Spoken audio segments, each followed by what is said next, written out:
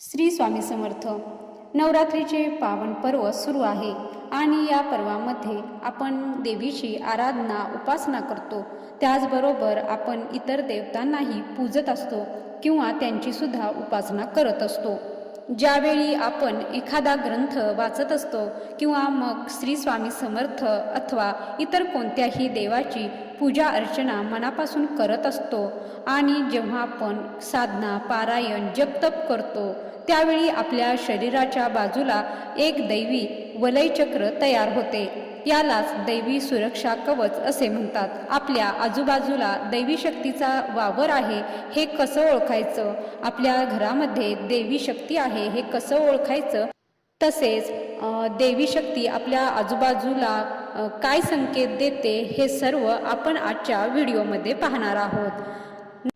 पण त्यापूर्वी तुम्ही माझ्या चॅनलवरती नवीन असाल तर चॅनलला जरूर सबस्क्राईब करा, तसेच बेल आयकॉनला प्रेस करा, जेणेकरून नवनवीन माहितीचे व्हिडिओ अपलोड केल्यानंतर त्याचे नोटिफिकेशन तुम्हाला मिळून जाईल. तर पाहूया कोणते आहेत ते दैवी संकेत जे आपल्या आजूबाजूला असतात आणि आपण ते ओळखत नाही किंवा ते आपण कसे ओळखायचे. नंबर 1, ज्या स्त्रिया आपल्या घरामध्ये देवीचा घट बसवतात व त्याची मनोभावे पूजा करतात तर त्या स्त्रीला स्वप्नामध्ये हिरवी साडी घातलेली, हिरव्या बांगड्या घातलेली, जोडवी घातलेली व सर्व अलंकाराने सजलेली स्त्री दिसते किंवा मग सुहासिनी बाईचे दर्शन होते. मग ती आपली शेजारी पाजारी एखादी असणारी सुहासिन स्त्री असेल किंवा एखादी नातेवाईक सुहासिन स्त्री असेल, तिचे दर्शन आपल्याला स्वप्नामध्ये होत असते. तेव्हा तो देवीचा संकेत असतो की देवाचा तुमच्यावर आशीर्वाद आहे. किंवा एखादी म्हातारी कपाळावर अट्ट्या पडलेली म्हातारीचे रूप घेतलेली देवी असते, तर अशी कोणतीही म्हातारी स्त्री नवरात्रीच्या काळामध्ये तुम्हाला कोणतीही मदत मागत असेल तर ती तुम्ही अवश्य करा, कारण देवी माता ही कोणत्याही रूपामध्ये आपली परीक्षा घेऊ शकते आणि आपल्या अडीअडचणींमध्ये तीच आपल्याला मदत देखील करू शकते किंवा ती आपल्याला योग्य तो मार्ग दाखवत असते. त्यामुळे एखादी वयस्कर स्त्री किंवा लहान मुलगी जर आपल्या घरामध्ये कोणत्याही कारणाने येत असेल तर तिला मान सन्मान जरूर द्यावा. एखादं खाण्याचा पदार्थ तरी नक्कीच द्यावा आणि देवी माता आपल्या घरी आली आहे असा संकेत समजून घ्यावा.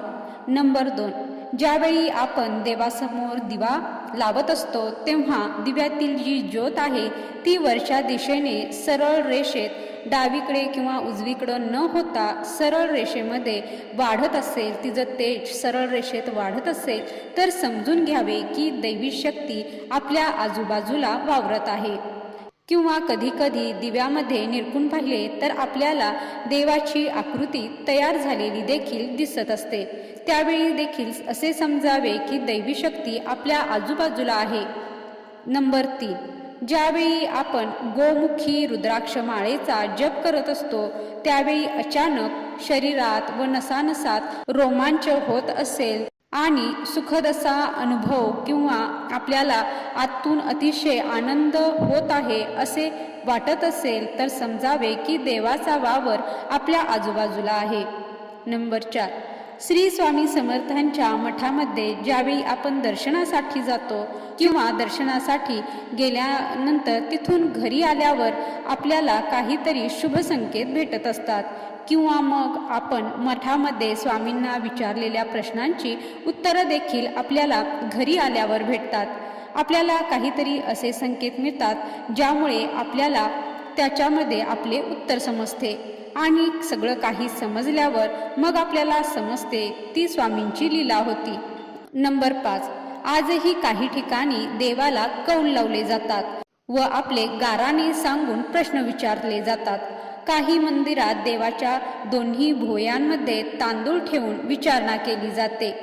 जर आपल्या बाजूने सकारात्मक कौल असेल तर उजवा आणि नकारात्मक कौल असेल तर डाव्या बाजूचा तांदूळ पडतो. तर काही ठिकाणी तांदळाच्या ऐवजी फुलांचाही वापर केला जातो. हा प्रकार कोकणात प्रामुख्याने पाहावयास मिळतो. यामध्ये देवाचे खरे सत्व दिसून येते. अनेकांना याचा अनुभव येतोच. जर काही संकेत असतील तर ते देव आपल्याला निश्चितच देत असतो, परंतु ते आपल्याला समजत नाहीत किंवा समजले तरी आपल्या बुद्धीला पटत नाहीत. त्यामुळे आपण त्यांच्याकडे दुर्लक्ष करतो. अनेक लोकांना या गोष्टीचा अनुभव आलेला आहे. वेळोवेळी देवाने त्यांना संकेत दिलेत, पण त्यांनी दुर्लक्ष केले. नंबर 6, जे कुलदेवतेची वर्षातून एकदा सुद्धा ओटी भरत नाहीत, अशा घरातील स्त्रीला कोणीतरी बाहेरून, तिच्या ओळखीची सुहासीन स्त्री तिला अचानक भेटावयास येते व चालता बोलता अचानक तिच्या तोंडून कुलदेवीची ओटी भर असे सांगते. त्यावेळी ती कुलदेवी त्या स्त्रीच्या मुखातूनच बोलत असते असे समजावे आणि लवकरात लवकर कुलदेवीची ओटी भरण्यासाठी जावे. नंबर 7, जे दत्तगुरूंची भक्ती करतात किंवा गुरुचरित्राचे पारायण करतात, ते जेव्हा रात्री डाव्या कुशीवर झोपलेले असतात त्यांना दैवी शक्तीचा संकेत प्राप्त होतो. त्यावेळी आपल्याला काही ना काही देवाची अनुभूती होतेच. दत्तगुरू आपल्याला प्रत्येक वेळी काही ना काही संकेत देत असतात. गुरुचरित्राचे पारायण करताना या गोष्टीचा अनुभव येतो व आपल्या प्रश्नांची उत्तरे देखील मिळतात, परंतु ते आपल्याला समजून घेता आलं पाहिजे. नंबर 8, ज्यांना स्वप्नामध्ये जुन्या घरचे देव म्हणजे घरचे मूळ देव दिसतात, त्यांनी समजून जावे की तुम्हाला तुमचे कुलदैवत किंवा मूळ देव हे तुमच्या जीवनामध्ये सुख समृद्धी प्रदान करणार आहेत. शिवलिंगावर पंचामृताने अभिषेक करतेवेळी किंवा मग जल अर्पण करतेवेळी अचानक साप दिसणे हा सुद्धा एक दैवी अनुभवच आहे. किंवा मग शिवपिंडीवर वाहिलेली फुलं, बेलपत्र थोड्या वेळाने आपोआप खाली पडणे हा सुद्धा दैवी अनुभवच आहे. ज्या घरामध्ये मूळ देव असतो त्या घरामध्ये उन्हाळ्याच्या गरमीत देखील थंड गारवाच अनुभवास येतो. त्या घरामध्ये जमिनीवर पाय ठेवले तरी सुद्धा थंडपणा जाणवतो. ज्या घरामध्ये देवी देवता प्रवेश करतात त्या घरात प्रसन्नता, शांतता जाणवते. अशा घरांमध्ये उष्णतेचे वातावरण अजिबात नसते. अतिशय प्रसन्न असे वातावरण या घरांमध्ये जाणवते. घरामध्ये दैविक तत्व मोठ्या प्रमाणात रूढ असते. त्या घरामध्ये आनंदच आनंद नांदत असतो. प्रत्येक सदस्याचा चेहरा नेहमी अगदी हसतमुख दिसतो. अशा घरामध्ये सुखाला उधाण आलेले असते. पुढचा संकेत असा आहे की जेव्हा आपण तुळजापूर, शिर्डी, गाणगापूर, नरसिंहवाडी, अक्कलकोट, शेगाव यासारख्या तीर्थठिकाणी प्रवासाला गेल्यावर काही अडचणी आल्यास त्यावेळी अचानक मदतीसाठी कोणती तरी व्यक्ती धावून येते व आपला मार्ग मोकळा करते. जे लोक कधीही तिकडे जातात किंवा नियमित जात असतील तर त्या लोकांना या गोष्टीची अनुभूती आलीच असेल. काही जणांची गाडी बंद पडते, काही जणांना राहण्यासाठी जागा नसते, खूप सारे छोटे मोठे प्रॉब्लेम येत असतात, तर हा सुद्धा देव आपल्याबरोबर असल्याचा संकेत आहे. कधी कधी घरामध्ये अचानक घरातल्या मुख्य व्यक्तीला ताप येतो किंवा लहान मुलांना सतत ताप येतो. अशा वेळी बरेच जण औषधोपचार करतातच, पण त्याचबरोबर भस्म, खंडोबाचा भंडारा किंवा ज्योतिबाचा गुलाल, काळूबाईचा अंगारा यापैकी जी काही तुमचे कुलदैवत असेल त्याचं जे भस्म किंवा गुलाल किंवा हळद असेल ती त्या आजारी व्यक्तीच्या अंगाला लावली जाते किंवा हातापायाला लावली जाते आणि असे केल्यावर अंगातील ताप शरीराबाहेर टाकला जातो किंवा त्या आजारातून ती व्यक्ती लवकरात लवकर बरी झालेली दिसते. बऱ्याच वेळा काय होतं की सलग आठवडाभर औषध घेऊन सुद्धा ताप उतरत नसतो. अशा वेळी तुम्ही जर देवाचा अंगारा, भंडारा जर त्या व्यक्तीला लावला तर त्याला आराम पडलेला दिसून येतो आणि हा सुद्धा एक दैवी संकेतच आहे. त्यामुळे हा उपाय तुम्ही करून बघा. शिवलिंगावर रुद्राभिषेक केल्यावर आपल्या मनातले वाईट विचार, क्रोध, भय, चिंता, दुःख नाहीसे होते व मनाला सुखद असा अनुभव होतो. ज्यावेळी आपण देवासमोर एकांतात ध्यान करतो, एकांतात म्हणजे इतर कोणी नाही, फक्त देव आणि आपण, त्यावेळी अचानक हलका सुगंधी वास येतो. त्यावेळी समजून घ्यावे की देव आपल्याला भेटायला आले आहेत व तो अदृश्य अवस्थेमध्ये आहे. ज्यामध्ये जो दत्त महाराजांचे ध्यान करतो त्या व्यक्तीला चाफ्याचा फुलांचा, जे स्वामी महाराजांचे ध्यान करतात त्या व्यक्तीला बकुळीच्या फुलांचा, जे शिवशंकराचे ध्यान करतात त्यांना पारिजातकाच्या फुलांचा व जे भगवान विष्णू व त्यांच्या अवतारांपैकी कोणाचेही ध्यान करत असतात तर त्यांना चंदनाचा वास येतोच येतो. जे देवीची उपासना करतात त्यांना मोगऱ्याच्या फुलांचा वास येतो. लहान बाळ संध्याकाळच्या वेळी अगदी हसत खेळत काही इशारा करत असेल तर समजून घ्यावे की दैवी शक्ती वावरत आहे. लहान बाळ अचानक का हसते याचं कारण म्हणजे त्या बाळाला कोणती तरी प्रतिकृती हसवत असते जी अदृश्य स्वरूपात असते आणि हे समजून घेणे आपल्या विचारांच्या पलीकडे आहे. हा सुद्धा एक दैवी संकेत आहे.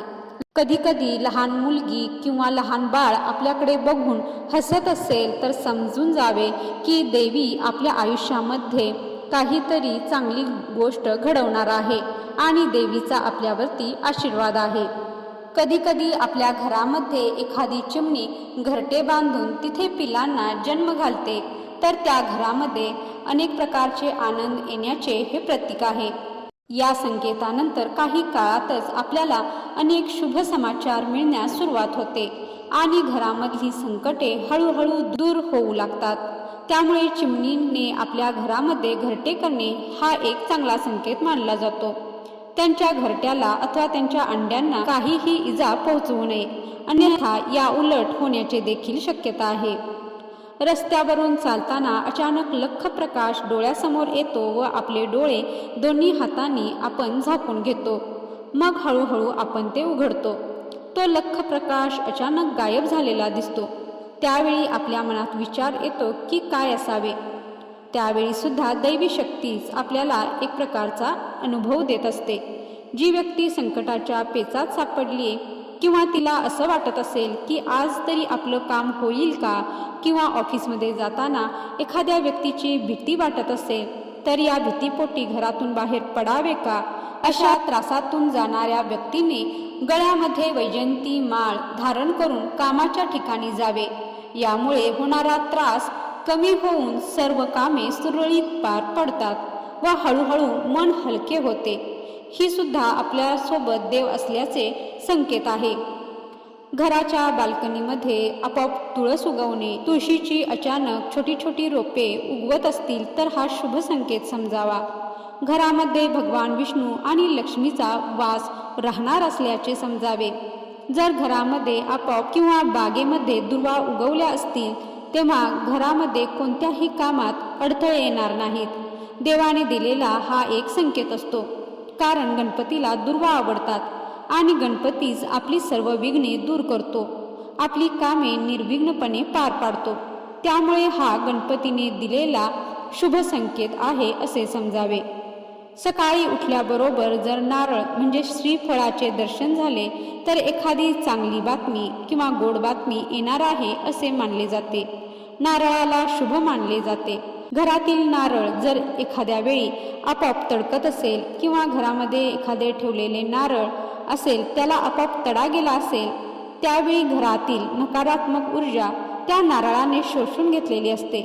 तुमच्या घरामध्ये कोणतीही अडचण येणार नाही असा त्याचा संकेत असतो.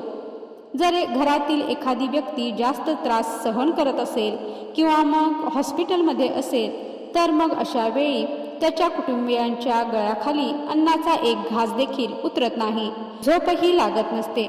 याची भीती त्यांना सतत सतावत असते. अशा वेळी देवाच्या समोर नारळ ठेवून घरातील सर्व व्यक्तींनी गाराने घातले असता काही वेळात आपल्याला काही ना काही संकेत देव नक्कीच देतो व आपल्याला देव तारत असतो. देवाचे सत्व आजही या कलियुगात आहे. देव हा उघड्या डोळ्यांनी कधीच दिसत नाही व दिसणारही नाही. तो फक्त आपल्या मनामध्ये, आपल्या आजूबाजूला आणि या संकेतांच्या रूपामध्ये असतो. त्यामुळे देवावर श्रद्धा ठेवा. तुम्हालाही अशा वेगवेगळ्या दैवी शक्तीचा अनुभव हा नक्कीच कधी ना कधी आला असेल. तुम्हालाही देवाचा अशा प्रकारचा कोणता अनुभव आला असेल, संकेत मिळाले असतील तर कमेंटमध्ये नक्कीच सांगा. तुम्हाला असे माहितीपूर्ण व्हिडिओ आवडत असेल तर